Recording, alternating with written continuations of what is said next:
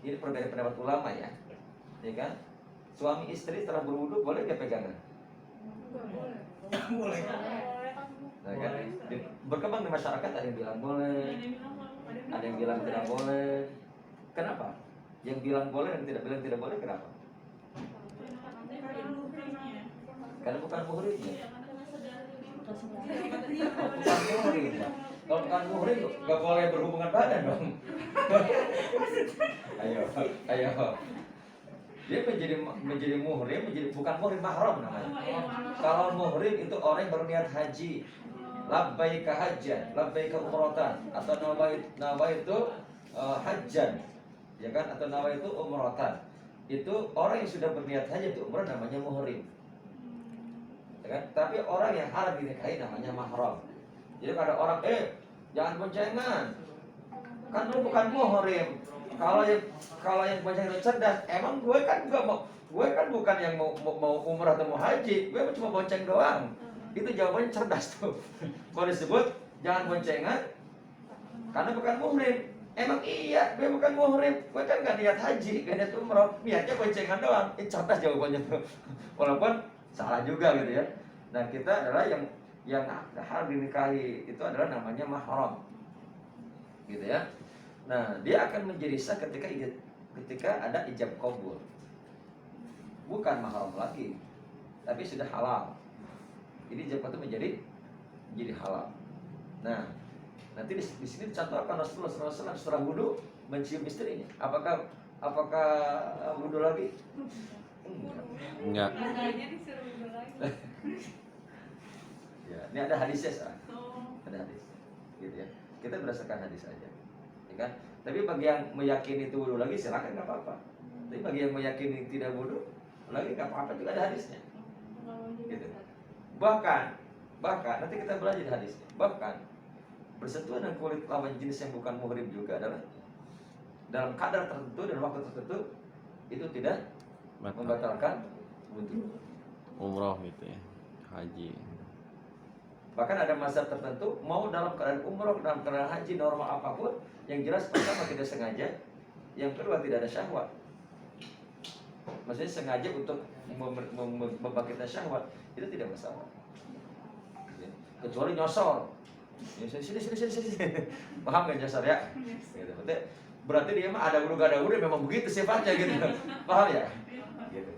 Nah, contoh banyak. Kita sudah wudu, tiba-tiba ada perempuan jatuh, laki-laki, nolong nggak? Nolong nggak? Nolong. Atau biarin? Nolong. Itu kan bukan istri gue. Ayo. Tolong nggak? Tolong. Udah wudu nih? Tolong nggak? Tolong. Tolong wudu lagi nggak? Nah, kembali ke ini ya. Iya. Pendiriannya. Pada keyakinan diri. Wudu lagi boleh? Nggak wudu juga nggak apa-apa. Nah. Gitu. Nah ini indahnya Islam. Jadi landasan itu adalah bahwa la yukallifullahu nafsan illa wus'aha. Allah tidak Akan memberikan beban, baik beban itu berupa tugas perintah untuk dilaksanakan atau untuk ditinggalkan atau berupa musibah, masalah, itu pasti sudah kadar kemampuan manusia. Yang kedua, yuridullahu bikumul yusra wala yuridu bikumul usra. Semuanya Allah menghendaki semua dalam Islam ini adalah kemudahan dan tidak menghendaki kesulitan. Maka kata Nabi, ad-dinu yusron, agama ini mudah. Coba pertama jangan dipermudah, jangan jangan menyepelekan sehingga segalanya seolah serba mudah, ya kan? Atau yang kedua adalah jangan memberikan kesulitan bagi diri kita, bagi orang lain. Jadi, bisa pahami ya? Itu fondasi. Baik, kita ini dulu langsung praktek, langsung deh duduk dulu, baru habis itu kita praktek apa namanya? Tayamum. Nah,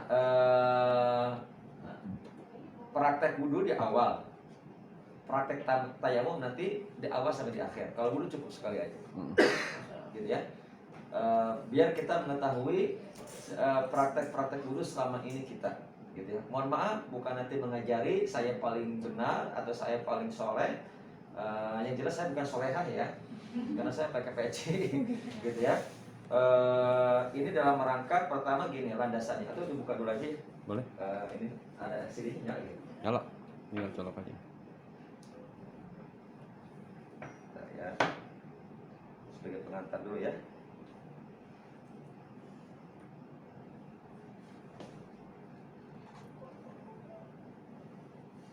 Ta'wila.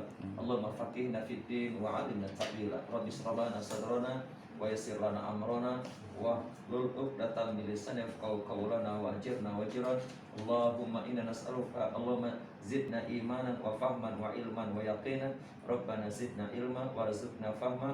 Allahumma inna nas'aluka ilman nafi'a wa 'amalan shalihan mutaqabbala wa lisanan zakira wa qalban khashi'a wa aqlan zakiya wa kullu na'main syakira wa kullu musibatin wa bala'in sabira wa dhanban maghfura wa kullu maradin syafi'a wa kullu da'in dawa'a wa shifaan min kulli da'in wa saqamin shifaan la yughadiru saqama wa tijaratan lan tabura wa rizqan wasi'an halan thayyiban barakan fi al-Fatihah. A'udzubillahi minasyaitonir rajim.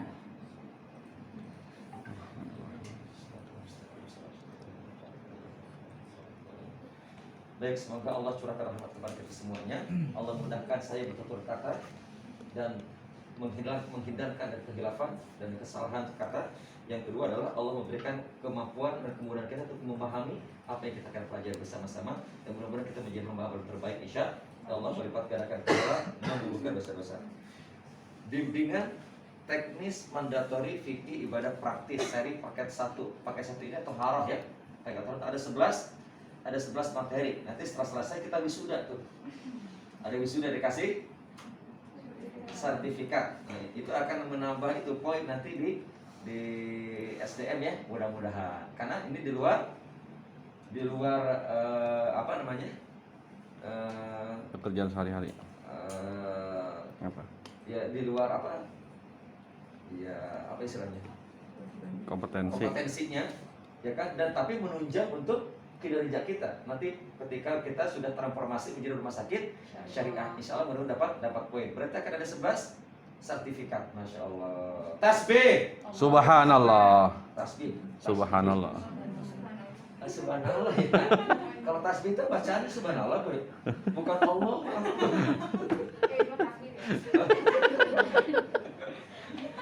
Katanya semangat kau dengarkan itu ya, komandanya gitu ya. Ini bimbingan teknis mandatori. Apa mandatori? Nanti insya Allah, kemarin saya sudah presentasikan bahwa kita akan bertransformasi menjadi rumah sakit syariah atau rumah sakit Islam Insan Permata. Kita sudah ada 5 kali milestone ya, 4 kali milestone. Yang pertama apa? Praktek bidang swasta. Kemudian berubah menjadi bidang bersalin. Rumah bersalin, RB.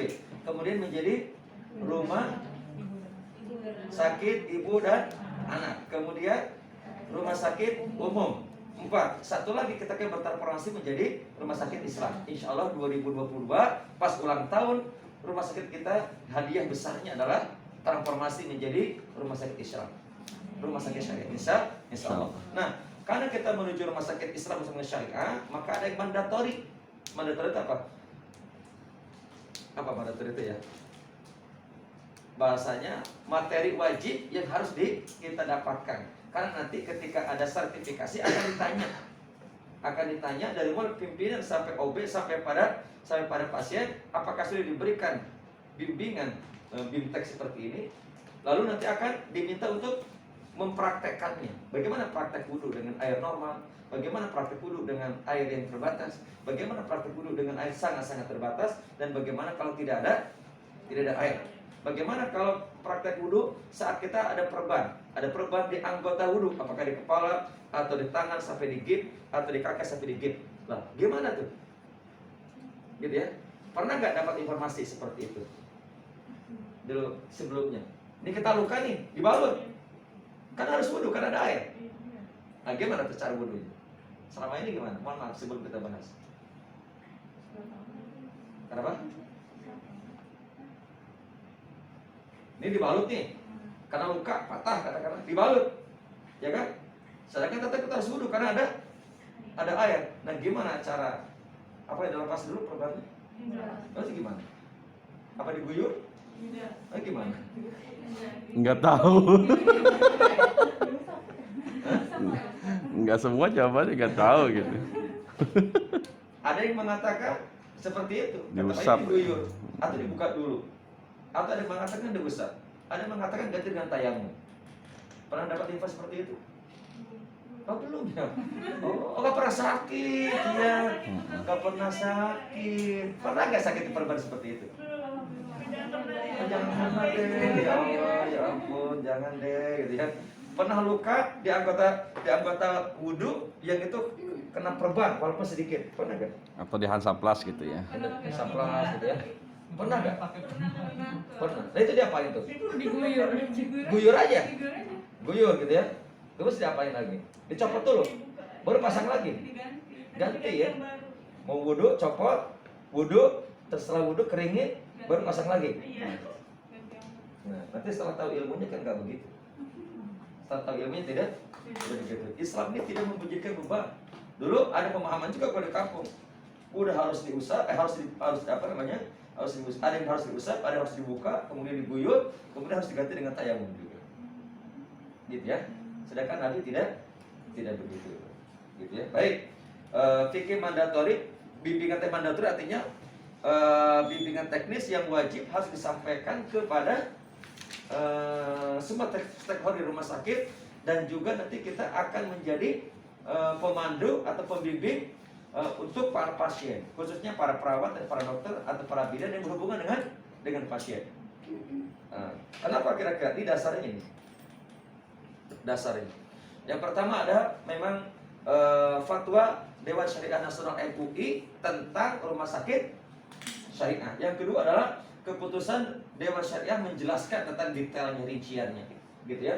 Nah berikutnya teman-teman sekalian, kita karena rumah sakit syariah harus memastikan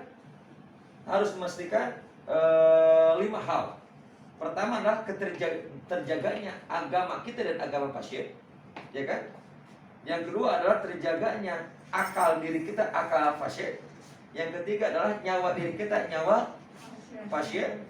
Yang keempat adalah harta kita, harta pasien. Kemudian keturunan kita juga keturunan pasien. Ini harus kita jaga. Berarti semua kalau kita menjaga, masya Allah, pahalanya besar banget. Mampu menjaga nyawa, gitu ya, yang harusnya katakanlah nauzubillah ya, katakan di tempat yang lain tidak diterima, tempat kita terima dengan cara normal yang lainnya, maka pahalanya insya Allah berlimpah, insya Allah. Referensi utama yang kita akan pelajari adalah pertama Quran, hadis, ijma. Saya ambil dari Fiqh Sunnah. Saya belajar di Fiqh Sunnah di pesantren Darun Najah 3 tahun, kemudian juga di kuliah S1 Syariah, jadi IAIN Syarif Hidayatullah. Kemudian ada kumpulan fatwa MUI, itu adalah apa namanya? Sekaligus juga memberi info kepada teman-teman. Nanti setelah kita berubah menjadi Rumah Sakit Islam Ihsan Permata, SDM diganti menjadi SDI, manusia diganti dengan insani. Berikutnya nanti ada syarif paket pembinaan sumber daya insani. Ada 8: keislaman, kepribadian, kepemimpinan, kewirausahaan, keorganisasian, keluarga, kemudian kemasyarakatan, kebangsaan. Di antara materi keislaman adalah yang mandatori, fikih, ibadah praktis. Ada toharoh, seri 1, sholat, puasa, zakat, ibadah haji umroh, musibah atau sakit, janais, di wanita yang lainnya. Nanti akan ada sertifikatnya masing-masing.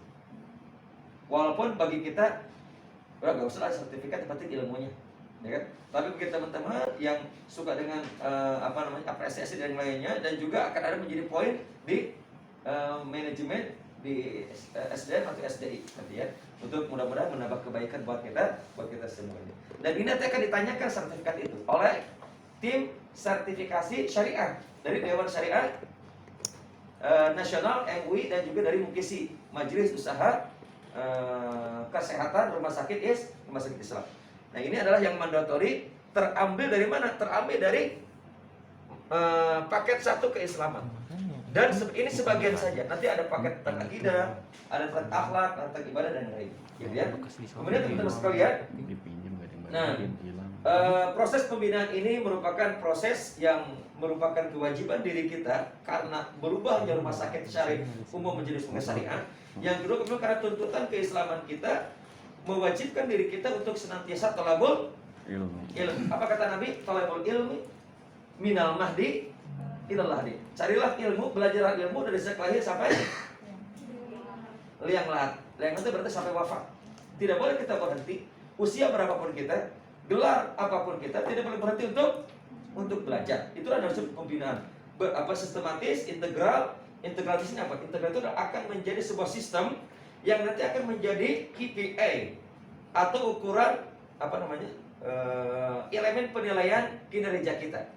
Jadi selain nanti ada mutu dan lainnya, ada namanya penilaian pemimpin keislaman. Di dalamnya ada ikut pembinaan rutin, yang kedua bagaimana ibadahnya, yang ketiga bagaimana sulukiyah dan akhlakiyahnya. 3. Nanti ini akan menjadi juga, karena ada 6 jenjang pembinaan, maka akan masuk ke jenjang karir kita masing-masing, gitu ya. Standarnya adalah menjadi hamba Allah yang seutuhnya, bukan menjadi hamba sekedar Allah tidak seutuhnya, gitu ya. Jadi bekerja itu harus menjadikan kita ibadah. Kompetensi dasarnya sebagaimana tadi ada 8 materi, maka akan ada 8 kompetensi dasarnya. Di antaranya memberikan penghayatan pengamalan ajaran Islam dan seterusnya. Ini sudah disampaikan kemarin ya, pas saat studi general. Baik, nah materi kita untuk paket 1 ada berapa? Ada 11 ya? Ada 11, dari mulai pengantar, kemarin hadir semua kemarin? Hadir. Kayaknya belum semuanya deh, baru 99 kalau nggak salah ya, atau 97 gitu. Kemarin join ada yang 1 unit. Oh iya lupa, tadi absensinya udah semua? Oh udah ya, oh iya lupa benar, kan terbatas juga 100 ya? Oh betul. Nah kemudian pembagian ini mestinya nyambung ya, karena materi ini nanti akan saling berhubungan. Contoh umumnya tentang pembagian jenis air, itu nanti akan masuk juga ke wudu dengan air apa gitu ya. Kemudian juga tentang macam-macam najis, nanti akan berhubungan dengan wudu dan kebersihan wudu yang lainnya. Ada qada hajat. Apa qada hajat? Bahasa Jepangnya cebok. Bahasa Jepangnya bahasa kitanya apa? Wawi. Bahasa Betawinya apa? Ini kan longgar banget ya. Apa? Ya bahasa Arabnya qada hajat. Atau apa sih tadi? Agak kasar juga saya seperti. Kasar gak sih? Enggak ya? Kita mah gaul orangnya ya. Gitu ya. Ada sunnah-sunnah fitrah. Sunnah fitrah itu seperti membersihkan laki-laki, misalnya kumis, jenggot, bulu ketek dan bulu-bulu yang lain ya. Termasuk apa namanya ini? Kuku ya. Termasuk sunnah itu adalah juga yang mohon maaf ya, disunat. Laki-laki disunat. Perempuan bagaimana? Sunat juga ya. Ketika bayi. Ada yang sunat, ada yang tidak. Nah, kenapa perlu disunat? Ya, salah satu hikmahnya apa? Gimana? Supaya apa sih? Selain menghilangkan kotoran ternyata, nah, untuk bisa mengendalikan syahwat, gitu ya. Baik. Kemudian yang kita akan pelajari adalah 4. Ini mestinya masing-masing 2 jam minimal. Wudu 2 jam, mengusap khuf 2 jam, tayamum 2 jam, mengusap perban jenisnya 2 jam. Berarti akan ada 4 kali 2 8 jam. 8 jam. Berarti seharian tuh. Tapi kita pangkas menjadi 2 jam. 2 jam.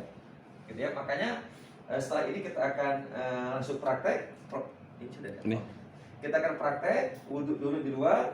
Setelah itu baru kita akan masuk lagi praktek tayamum, baru kita diskusi tentang teori-teorinya, termasuk apa yang ada di Google Form tadi. Ya kita pelajari apa yang di Google Form aja. Kan nanti akan ada post testnya dengan soal yang sama. Tadi kira-kira berapa persen teman-teman sanggup Mengisi. menjawab soal? 50%? Oh, enggak ada. Ya Allah, kemana aja kemarin? 40%? Ada berapa soal sih tadi? Saking banyaknya nggak dihitung. 15 kan? 15. Kayaknya ya. Kayaknya berarti 15 kaya. Karena satu itu bisa 1, 2, 3, 4, betul nggak? Sebentar rukun apa? Wudu kan 1, 2, 3, 4, 5 dan seterusnya, gitu ya. Baik, kita akan praktek wudu di mana? Di luar. Di luar ya, praktek wudu. Tinggalkan saja alat tulisnya. Sandal ya. Beli sandal ya. Sudah siap? Ini kayak lagi lomba itu kan. Ya. Silakan dimulai. Awas, minum lagi.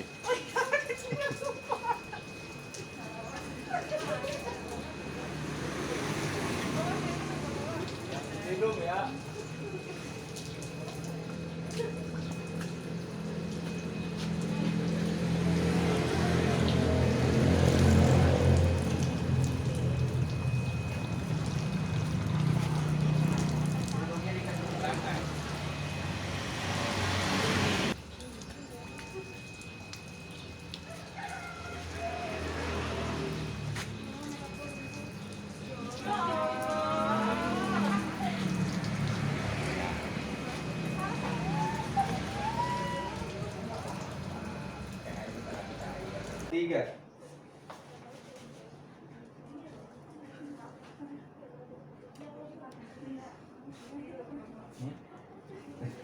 Pokoknya sesuai dengan keyakinan dulu aja. Kan sebelum belajar kita.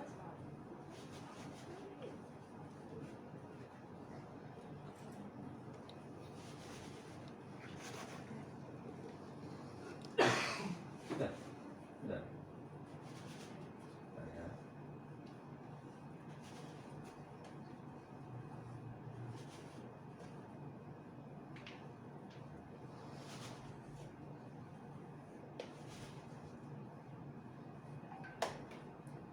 Ya, udah. Anda mau gerakan tambahan silakan. Enggak, buat bedak. Ya, terima kasih. Dan kualitas ibadah itu menjadi kualitas karena dengan ilmu. Ya, ibadah kita akan semakin berkualitas dengan ilmu. Nah, kalau laki-laki sebenarnya angkat, ya kan? Angkat, basuh dulu sampai bawahnya gini. Kalau saya urut, langsung gini. Sela-sela aja. Jadi basuh dulu semuanya, ya kan? Balik, kemudian begitu pun ya, kayak kiri. Ambil, gitu ya. Kemudian balik, kemudian ini sunnah. Kenapa? Ada hadisnya. Banyak orang celaka walaupun wudhu gara-gara terlewatan ini. Sama ini terlewatan. Maka diusap kan? Ya, kita balik lagi. Kalau saya nggak tahu kalau wudhu begini, ini kayak lagi ini apa namanya? Dance. Dan gitu ya, gitu ya. Nah itu ya. Baik, ini kemudian rukun berikutnya adalah tertib. Apa tertib? Urutan tidak boleh apa sih? Ketukar. Pokoknya habis muka tangan. Ketukar. Berarti ada yang kelewat tuh satu apa? Kepala, ya kan? Apalagi habis tangan langsung ke kaki. Ada yang benar. Habis kepala, benar ya? Habis tangan ke kaki berarti ada yang kelewatan. Begitu ya? Nah ini kalau rukun tidak boleh